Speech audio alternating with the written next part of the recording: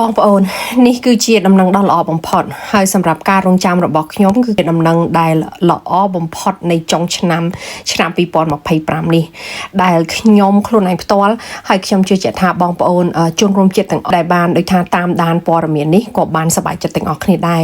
ដូចថាអញ្ចឹងក្នុងរយៈពេល150ថ្ងៃហើយដែលពួកគាត់បានចាក់ចេញពីក្រុមគ្រួសារហើយគ្រួសារទៀតពួកគាត់ប្រកាសណាស់ថាគាត់រងចាំពេលវេលានេះយូរហើយក្នុងនាមខ្ញុំជាកូនខ្មែរម្នាក់ខ្ញុំសូមគោរពអរគុណដល់រាជរដ្ឋាភិបាលដែលបានដោះស្រាយចំពោះ